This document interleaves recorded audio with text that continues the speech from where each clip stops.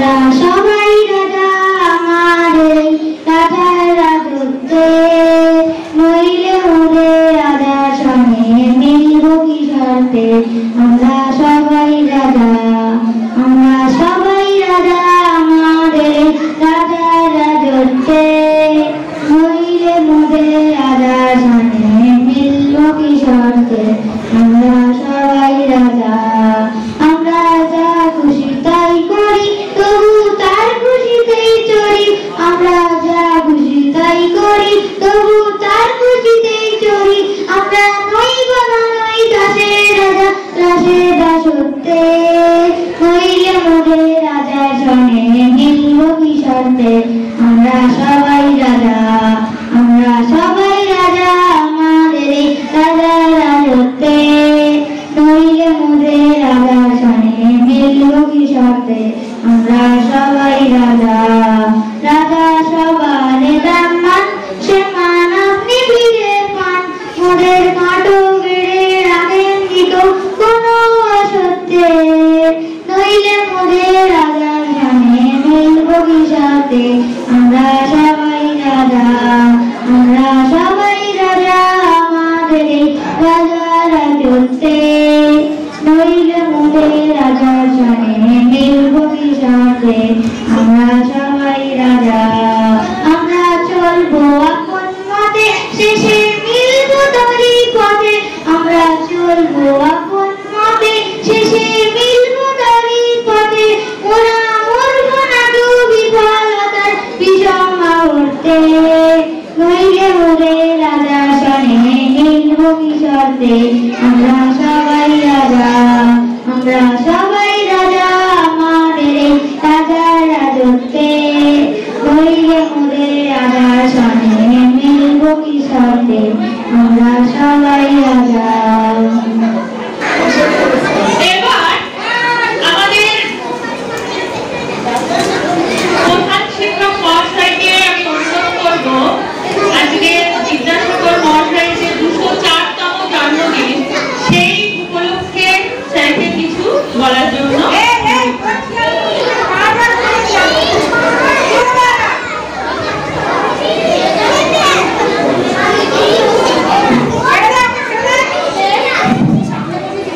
অনুষ্ঠানে যারা উপস্থিত আছেন আমার সহকর্মী এবং অভিভাবক, আমার প্রিয় ছাত্রছাত্রী,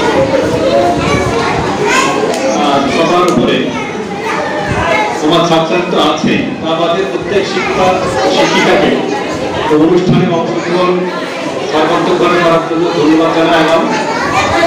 আর তোমরা জানো আজ 204তম বিদ্যাসাগরের জন্মদিন পালন করা হচ্ছে।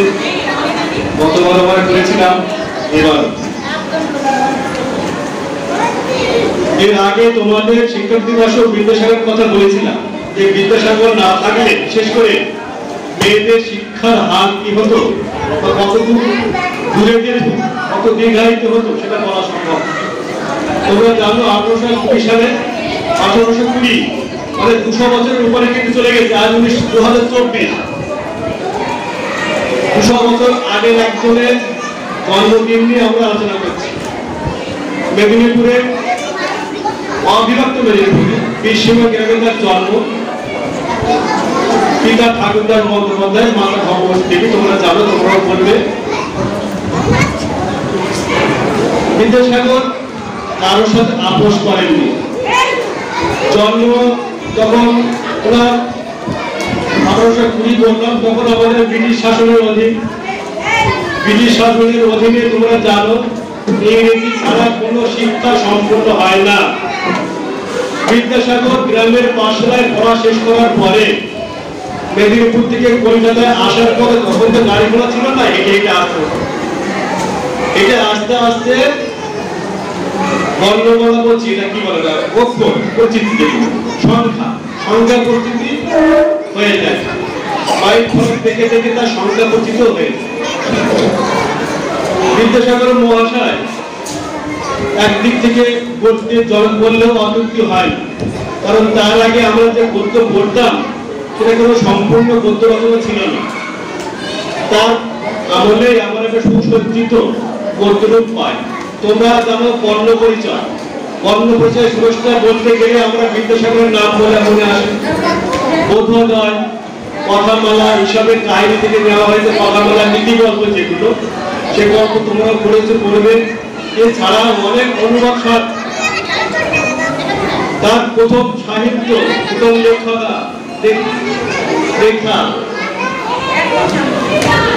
তার পঞ্চবিংশ নাম শুনেছে গল্প সুশান্ত, সেটা অনুবাদ সাহিত্য। এবং সবচেয়ে যেটা না বললে না হয়, মেয়েদের শিক্ষার প্রচলন উনি করেন।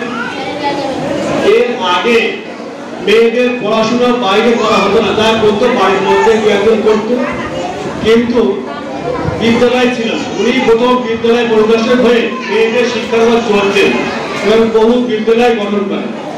এরপরে তিনি দেখলেন যে বিধবা বিবাহ, আমরা এর আগে জানি রাজা রামমোহন কিন্তু সতীদাহ প্রথা বন্ধ করে দিয়েছেন।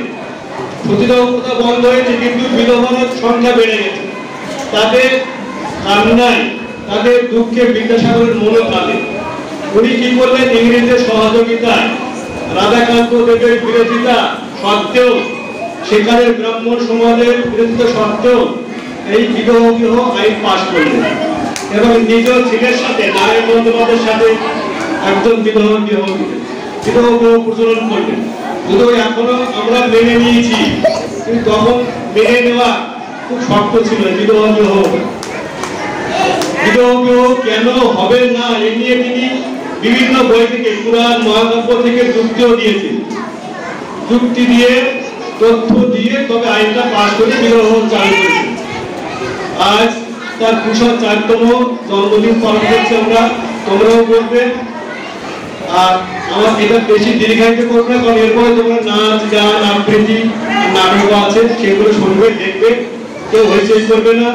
আর আমাদের বিদ্যালয়ের জন্মদিন আর বিদ্যাসাগরের জন্মদিনের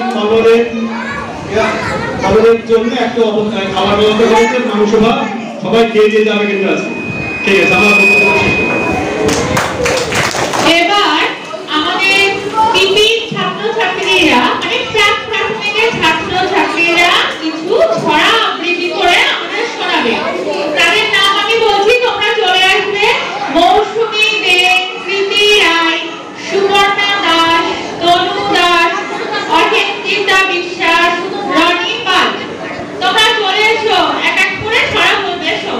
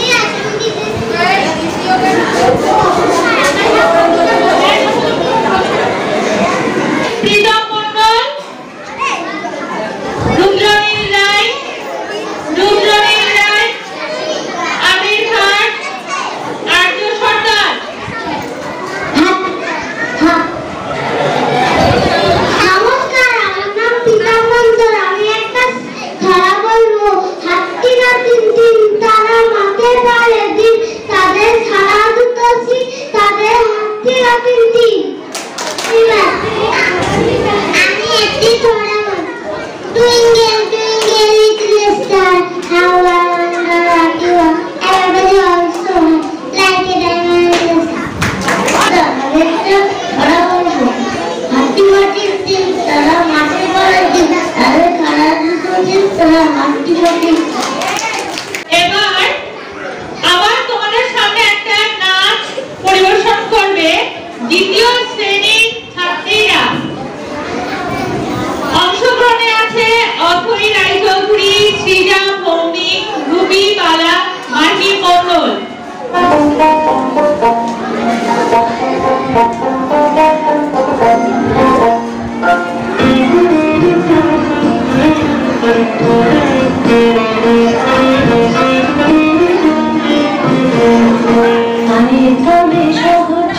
হাতে হাতে ধরি ধরি নাচি ঘিরে ঘিরে গাই বিধান। আরে তবে সহচরি হাতে হাতে ধরি ধরি নাচি ঘিরে ঘিরে গাই বিধান। অন্তরে বীণা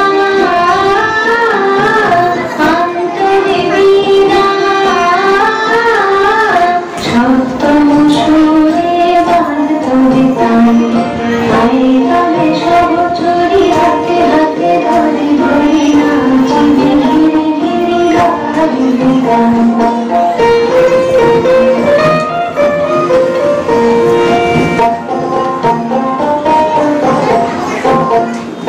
পাশরিব ভাবনা পাশরিব যাতনা, রাখিব প্রেমদে ভরি জীবনী সে মন প্রাণ। অন্তরে বীণা অন্তরে বীণা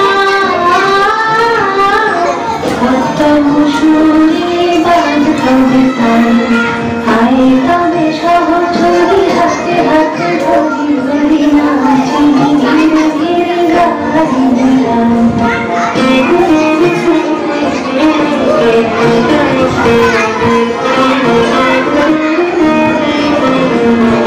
ঢালো ঢালো শশধার ঢালো ঢালো জোছনা, সমীরণ বহে যারে ফুলে ফুলে ঘলি ঘলি।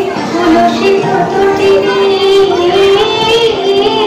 তুলসিত তটিনী উথলিত গীত রবে খুলে ধীরে গান। আই তবে সহচরি হাতে হাতে ধরি ধরি নাচি ধীরে ধীরে গাই বিধান। আই তবে সহচরি হাতে হাতে ধরি ধরি নাচি ধীরে ধীরে গাই বিধান। অন্তরে বীণা অন্তরে বীণা সপ্তম সুরে বাঁধবে তান।